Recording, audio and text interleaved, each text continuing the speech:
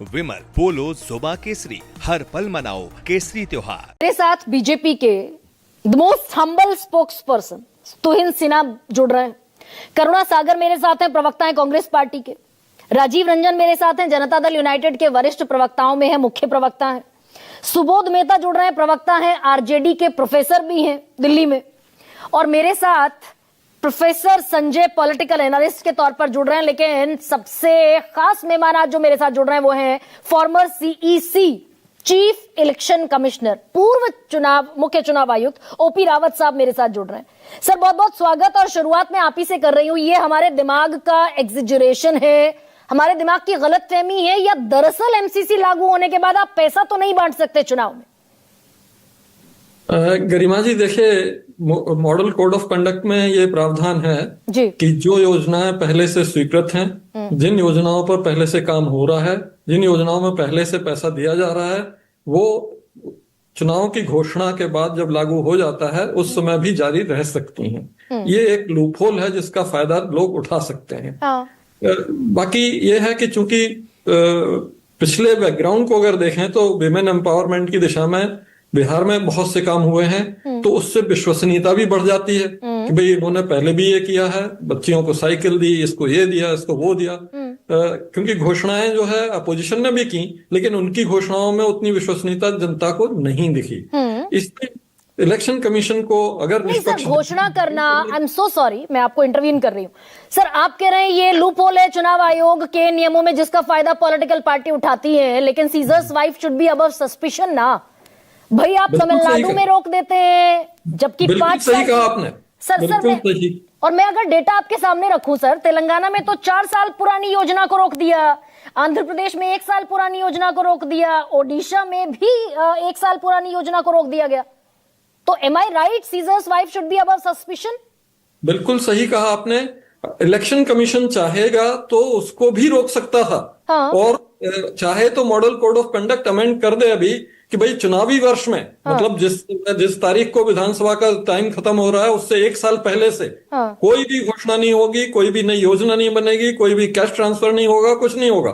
तो 1 साल तक तो कुछ नहीं हो सकता, 1 साल के पहले आपको करना पड़ेगा। तो ये सब चुनाव आयोग के क्षेत्राधिकार में है, और क्षेत्राधिकार का उपयोग भी कई जगह कई टाइम पर किया गया। आपने बिल्कुल सही कहा है सर।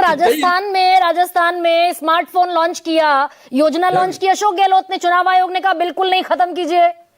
तो दरअसल ये जो 6 तारीख को पहले फेज का इलेक्शन हुआ, 11 को दूसरे फेज का इलेक्शन हुआ, 7 तारीख को 10,000 रुपए गए महिलाओं के खाते में, ये सर जेन्युइन है?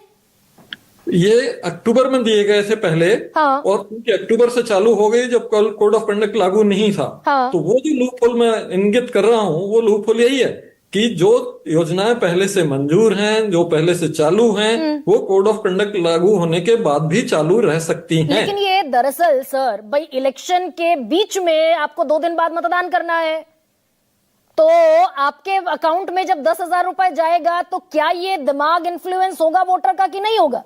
बिल्कुल सही है, इन्फ्लुएंस होगा। और इसीलिए इलेक्शन कमीशन को डिस्क्रिशन है कि वो ना रोक दे, कि ना करेंगे, ये नहीं होगा।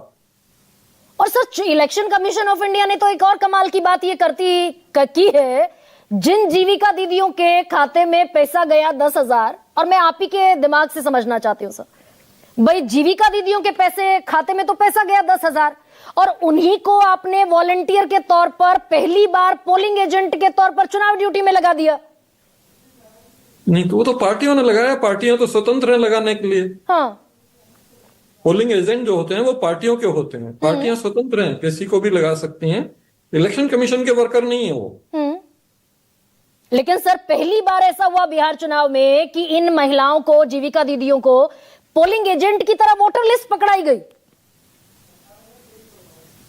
तो वोटर लिस्ट भी पार्टी ने पकड़ाई होगी कि आप इसके आधार पर वोटरों को मोबिलाइज करिए। और सर जो लाइनों में लगे हुए थे वोटर, उन्हें जीविका दीदियां दिखाती दिखी कि भाई देखिए मेरे अकाउंट में तो 10,000 रुपए आए हैं, आपके भी अकाउंट में आएंगे। वही घर से निकाल कर ला रही थी महिलाओं को। देखिए वो सब ठीक है, लेकिन चुनाव बूथ पर अगर कोई ऐसा कह रहा है कि मेरे 10,000 आ गए, आपको भी आ जाएंगे अगर आप वोट दोगी, तो वो अपराध है। उसका तो संज्ञान लेना चाहिए था और उसमें अरेस्ट भी करना चाहिए था। ये जो भी कर रहा है उसको अरेस्ट कर सकते हैं आप, एक्शन ले सकते हैं। लेकिन बाकी चीजें तो पॉलिटिकल वर्कर करते ही रहते हैं।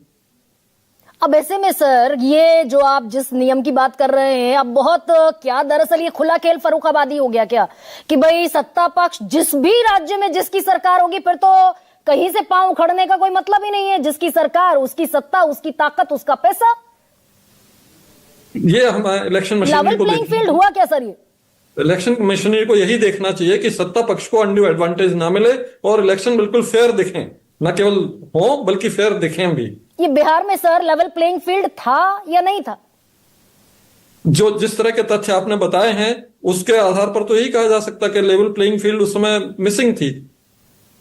ये जो 40,000 करोड़ रुपए सत्ता पक्ष ने बांटे, और सर बाकायदा ये तो सुप्रीम कोर्ट ने कहा कि भाई 5 साल आपको याद नहीं आती, 6 महीने पहले आपको सारी योजनाएं याद आ जाती हैं।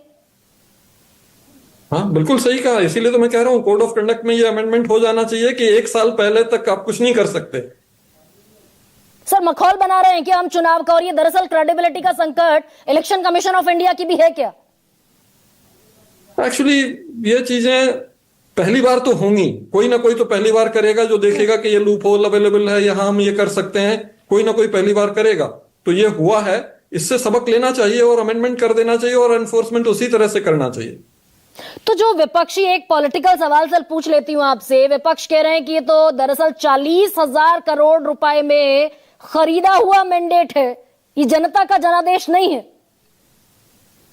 देखिए वो राजनीतिक है और मैं बिल्कुल उसके बारे में नहीं कहूंगा। मैं तो ये कहूंगा कि नियम कानून के अनुसार इस समय जो वर्तमान नियम है उसके अनुसार किया गया है, कोड ऑफ कंडक्ट के अनुसार किया गया है, उसमें कहीं कोई गलती नहीं है।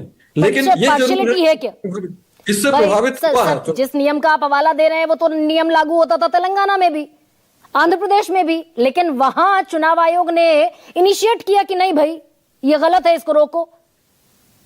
ये डिस्क्रिशन है इलेक्शन कमीशन का कि वो उनके सामने क्या तथ्य हैं, उसके आधार पर वो क्या निर्णय लेते हैं और किस तरह से एनफोर्समेंट करते हैं।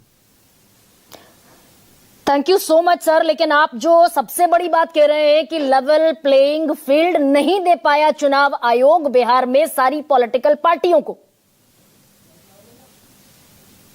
ये आपने जो तथ्य बताए हैं उसके अनुसार तो ऐसा लगता है। Thank you so much sir, thank you so much for being with us. Rajiv ji,